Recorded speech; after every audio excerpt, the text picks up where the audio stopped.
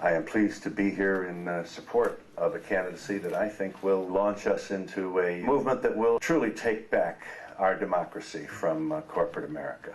I think that the public has finally awakened to the realization that their entire presidential campaign season was bought and paid for by corporate America. And encourage more people to not hate the media, but become the media. And one of the ways that we have to do that, if we're ever going to get anything changed, is to learn how to work with each other. And so that's been a watershed in this campaign, that so many people who don't want to vote at all have been drawn into the Green Party. And they would rather keep their eye on the prize of say the America that they were taught about in school, the one they would like to live in, instead of feeling like that they have to vote out of fear for the lesser of two evil, or the evil of two lessers, which I think is a Ralph Nader phrase, actually. I mean, I, for one, respond to people who say, oh, you might throw the election to King George II. Well, how different is he from Prince Albert? They both support the death penalty. They both support the drug war. They both support putting missiles in outer space. Neither of them are particularly interested in dealing with the hard nuts and bolts environmental issues or global warming. As Michael Moore put it, Al Gore wrote a great book on the environment. Maybe he should read it sometime. It seemed like a couple of weeks ago, to get Ralph Nader any media attention, we were going to have to contrive some sort of sex scandal of our own. About some drunk driving. Or some drunk driving around. Now you can't open the New York Times without another article about the Nader effect. He's no longer just a man, ladies and gentlemen. He's become an effect.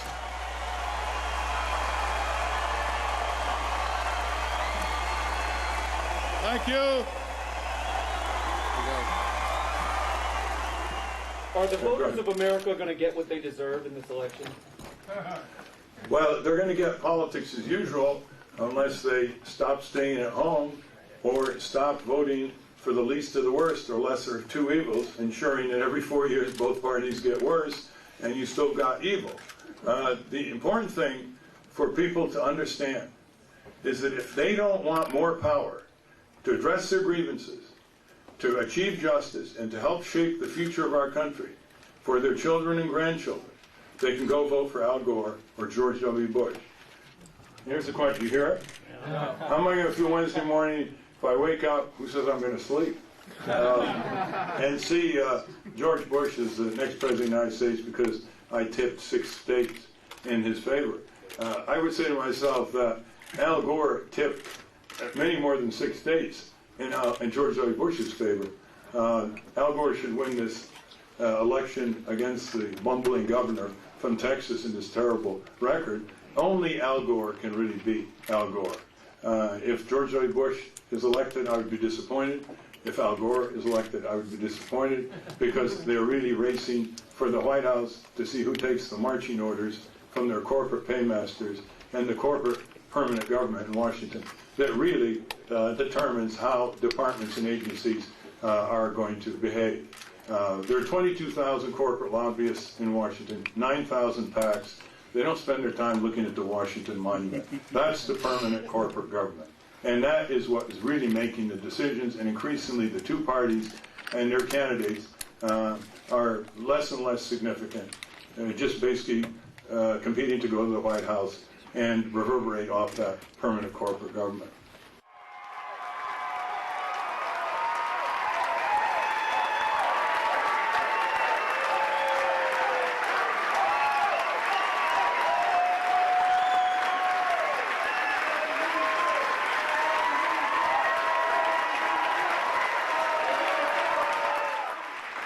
If anybody says to you, I don't want to vote for Nader, even though I've liked what he's done over the years, how he's stood up for us, how he's battled the big guys, and how he's kept government abuses at bay. I really like him.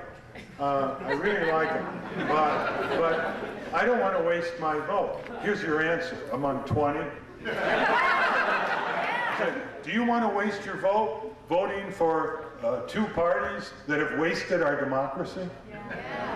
Can you really throw away your vote to two corrupt parties who've sold our government to the highest corporate bidders? Do you want both parties to get worse every 4 years because you've legitimized them by voting for the least of the worst, allowing them to get worse?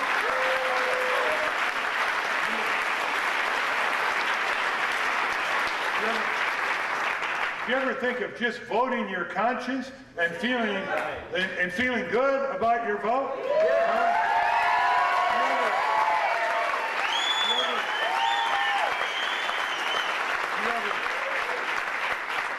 You ever think of how you can waste your vote for the Democratic Party, which has become very good in electing very bad Republicans?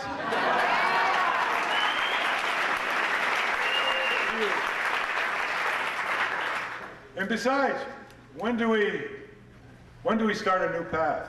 What's your limit? If you think 1980, least worst you voted, 84, 88, 92, 96, year 2000, well, what's your limit? At what point do you say, yuck?